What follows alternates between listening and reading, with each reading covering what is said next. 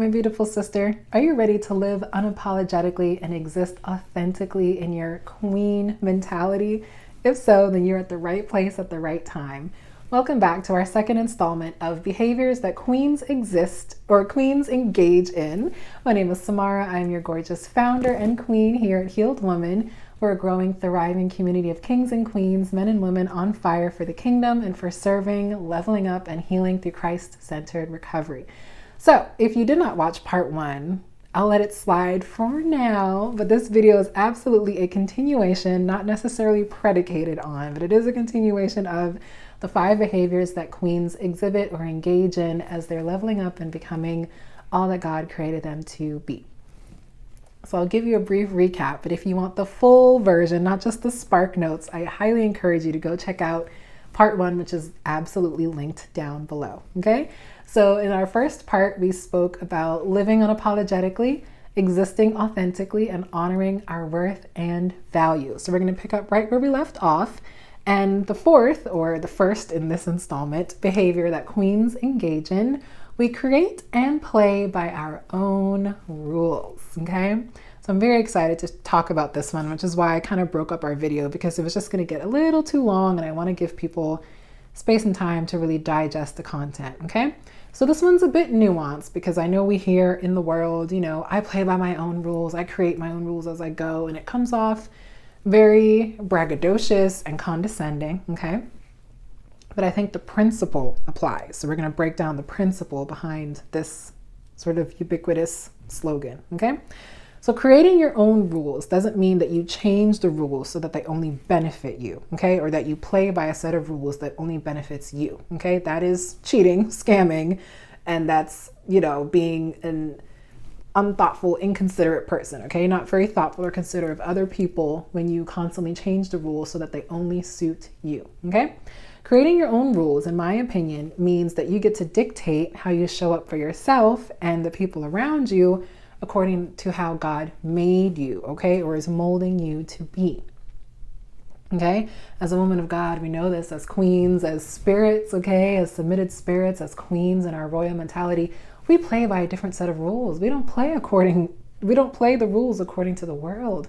We don't play the rules that the world sets, that pop culture sets, okay? We don't follow trends and what's popping and what's new and you know what's hot in the season, because the woman of the word is timeless, okay? She is ageless. She is, you know what I mean? Like, she's forever, eternal, immortal, okay? The traits, okay, the characteristics that set apart the woman of God, that set apart the woman of faith, of extraordinary faith, they're rules that were placed in motion eons ago, you know, placed in motion forever ago, since the beginning of time, okay?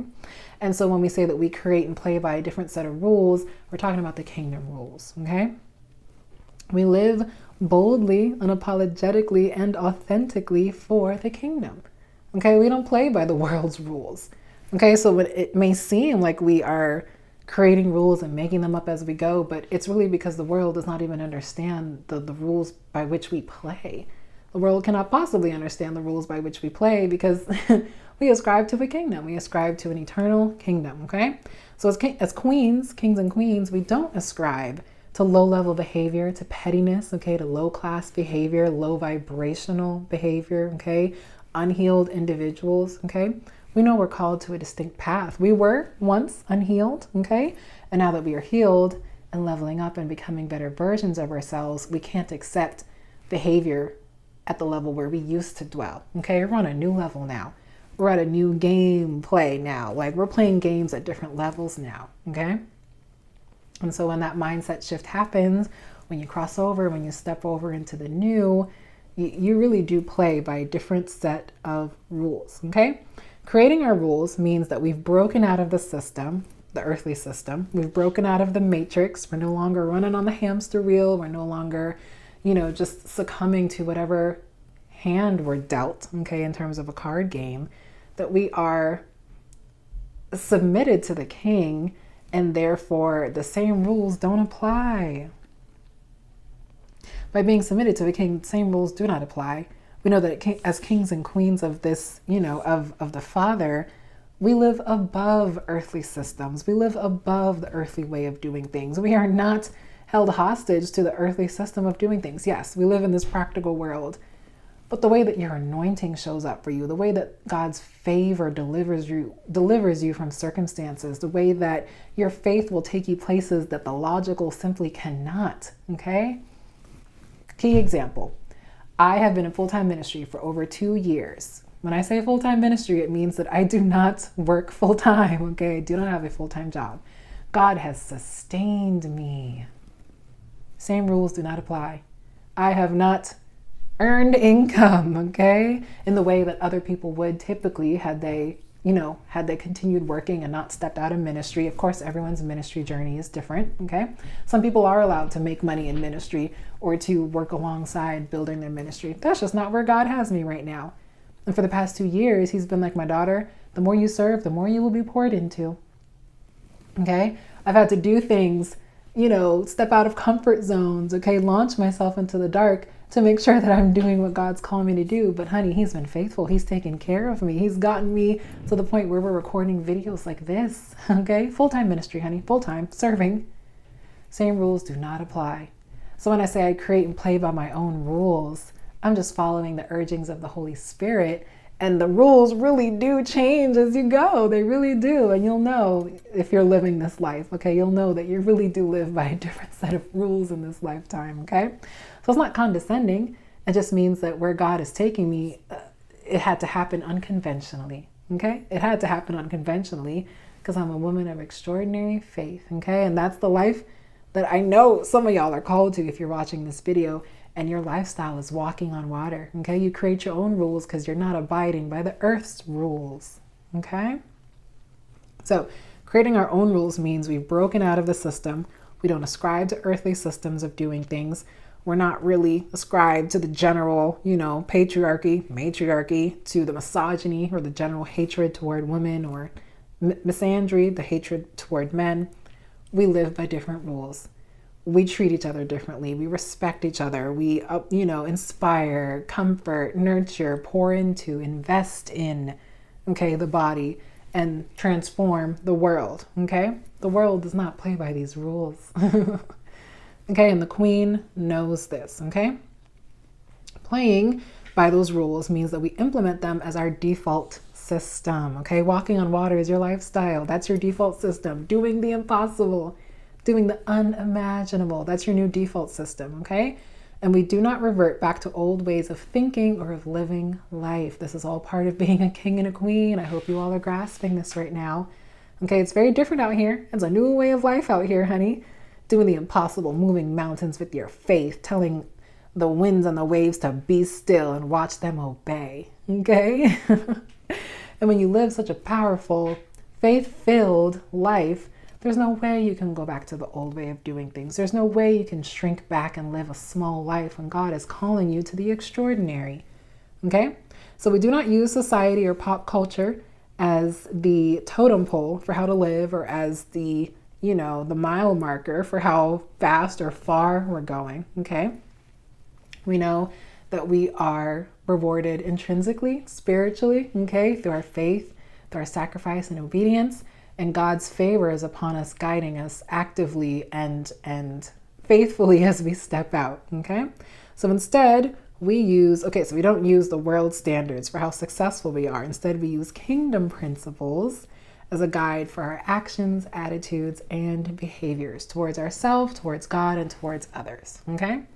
So I want to give you all a real world example that I have seen played out in my life when we create and play by our own rules. So I am big on creating an attitude of gratitude, of appreciation and celebration in the home. I think it's really important to teach children, gratitude, and it's really important to reinforce appreciation among adults, okay? These are things, lessons, morals, values that we should learn as children, but you'd be surprised how many people do not say please and thank you, how many people do not have manners or do not appreciate when someone has done something for them.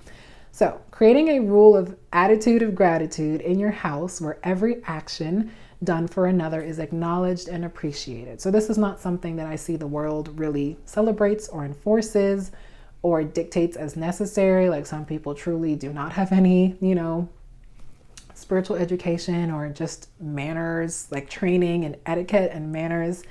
And you can really see that. And by reinforcing that, okay, knowing that God tells us to give thanks, okay, to come into his courts with thanksgiving, okay, to show each other appreciation. Okay, we know that this is a rule that exists in the kingdom, and we're here to implement it here on earth, okay? And so you want to establish and maintain this attitude of gratitude in your home, careful not to revert back to, your old way of being unappreciative or ungrateful for things that people do for you or tell you or share with you, okay? And you don't want to use this as a spiteful or vengeful action to shame people who are not appreciative, okay? So the example is, if we're trying to enforce and uphold an attitude of gratitude, if people do not understand that attitude of gratitude that we've cultivated, we don't use it as a weapon against them. We use it as a teachable moment, okay? So that goes into creating and playing by your own rules, but you have to also educate people who may not be aware of those rules, okay? And that's really a part of being the Titus 2 woman, okay, of teaching other women, teaching, the youth how to really embody a royal mindset, okay? Teaching the future generation is allowing the Lord to cultivate this mindset in you and then teaching it, okay? Teaching it to those God has placed in your care, okay? So it's important to hold others accountable, for upholding the attitude of gratitude, but do not be so rigid that you don't allow space and grace for people to learn how to say thank you, okay? So that was just a real world example. I also gave you the other example of, what was it in my life about, the example I gave you earlier, okay? So these are some things that you will share or that you'll begin to say when you embody this creating and playing by your own rules, which is really playing by the kingdom's rules. As a healed woman, I have unlearned so many toxic behaviors that seemed normal when I was unhealed, but now that I've healed, it's necessitating a paradigm shift, okay? So these are things that you'll begin to notice. I want to be more XYZ. I want to implement this. I want to instill this in my children. I want to cultivate this atmosphere with my husband. Like, you'll start to see how the kingdom principles of being a healed, evolved woman or man will really come into play in your new life, okay? Affirmation time. As a healed woman or healed man, okay, I no longer ascribe to certain behaviors and mindsets from my former life. I embrace the new and actively seek to create a world in which my healed soul can thrive. Okay? What a beautiful affirmation. As a healed woman, as a healed daughter or son, I no longer ascribe to certain behaviors and mindsets from my former life. I embrace the new and actively seek to create a world in which my healed soul can thrive. Okay? What a beautiful, beautiful affirmation. Okay? So fifth on our list, after engaging in living unapologetically, okay, existing authentically, I'm trying to do this from memory, honoring our value and worth, and creating and playing by our own rules, the fifth and final behavior that I believe any queen at any level is engaging in. She's a woman of her word. This one is powerful, my dear. A queen, a king, okay, someone who has healed is a person of their word. Okay? Queens know, kings and queens know that your faith, your reputation, and your character is all you have in this world. Okay? Truly. Okay, your faith leads you. Your faith is all you have. People can take anything from you, but they cannot take your faith. Okay? Faith leads you. Okay? Your reputation goes before you, okay? When you are meeting new people or people know about you, your reputation really speaks on your behalf, and your character speaks for you. So your faith leads you, reputation goes before you, situationally, and your character speaks for you when you are not present in those rooms, okay? So it's important to know that those intangible yet vital aspects of life, it's really all you have. And so when you are trying to create a name for yourself, to create an expectation in people's minds of the type of character and the caliber of person you are, these are the areas that you're going to pour into. Being a woman of faith, of good character, okay, solid character, and having an untarnished reputation, okay? So it's important to pay attention to how you present yourself in public, okay? Because this dictates how people perceive you, okay? I'm not saying that you have to be perfect. No one's perfect. I'm not saying that you have to be blameless or above reproach. Being a role model or an example, an ambassador, a diplomat, a representative for the kingdom, yes, you are held to a higher standard, but you're not meant to be perfect. That's unattainable in this lifetime, okay? Allow God to turn your weaknesses into strengths, to, work on your areas of improvement, and just embrace the fact that you are doing your best, okay? You're doing your best, and God can work with someone who is trying, okay? He can do so much more through a willing vessel, okay? So when you are trying to establish a character, or at least a reputation for yourself, okay, you have to back your words up with actions. Your words and actions must align. And not just any actions, okay? Aligned actions. What comes out of your mouth must be corroborated, must be supported, okay? Must align with your actions, okay?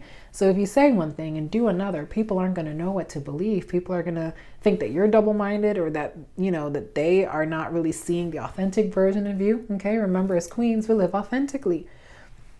We exist authentically. And to walk authentically and genuinely, we must walk and talk the same. Our walk must align with our talk, okay? What we speak must be represented in our actions, okay? So your walk must match your talk, and that's how you build a reputable name for yourself. So if you are serious about a journey that you're going on, let's just say a health journey, you're serious about a health journey, you preach, or not preach, but you share, okay, enthusiastically about your health journey and what you're going to do this year and how you're going to turn your health around and blah, blah, blah. And then you show up with a McDonald's cup in your car, or you show up with receipts from fast food restaurants. I didn't mean to call out McDonald's, but hey, come on.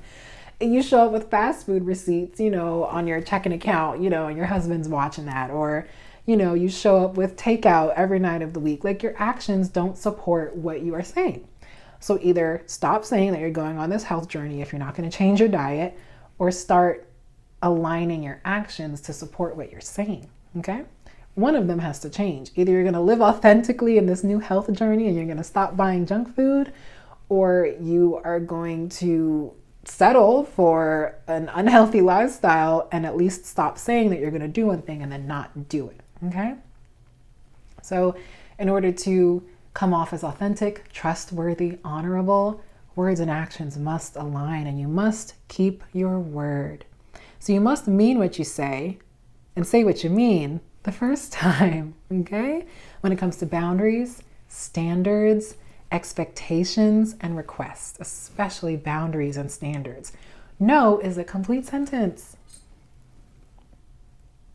Some of you all have never practiced boundaries. Some of you all have never reinforced your value with other people because you don't say no the first time or the second time to reinforce it, okay? You say yes the first time, or you say no the first time, and then it changes the second time, where people are trying to wear down your boundaries, wear down the parameters you've set in place, and you're not steadfast in maintaining those.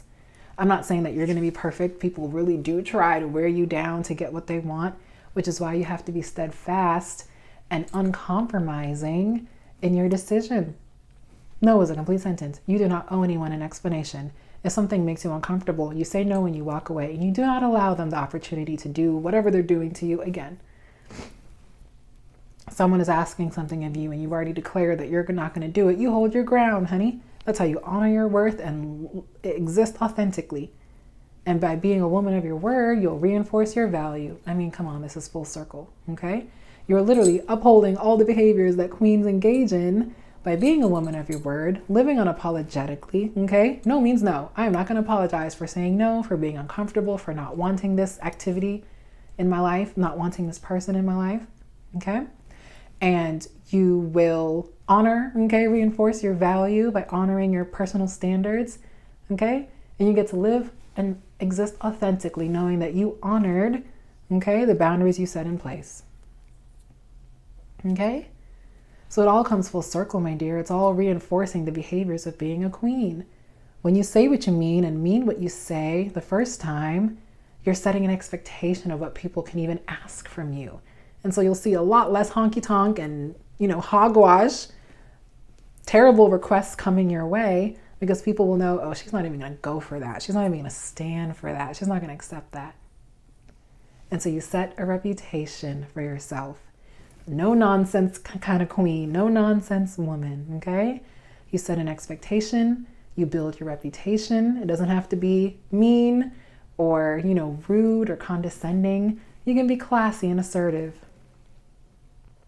You can be tactful and assertive, elegant and assertive, okay? And it's really to protect all the hard work that you've put into becoming the woman God ordained you to be, okay? So you must mean what you say. Do not waver in your decision making, okay? Don't be indecisive, unstable, or double-minded. No means no, yes means yes. When you say you're going to show up somewhere, show up in that place. If you can't, call before, ahead of time, okay? Make sure that you follow your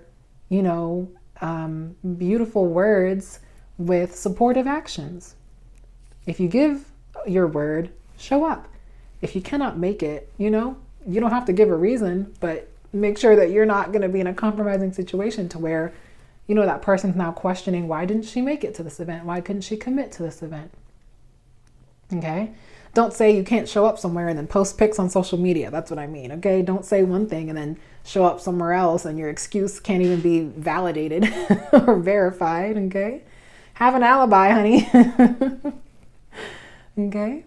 So this is all part of maintaining your public image and your private, inner self as a queen. Okay. Because they're two separate entities. Okay. The public self as a queen, but you also have to have the royal mindset to even be the queen on the outside, okay?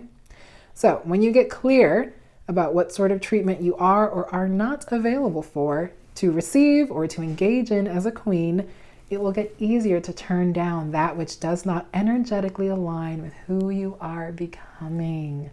My goodness, it will be easier, okay? It will be a lot easier to turn down, to reject, to cast aside things that do not align with who you are, what you're about, your words, your actions, your standards, your expectations, and your boundaries.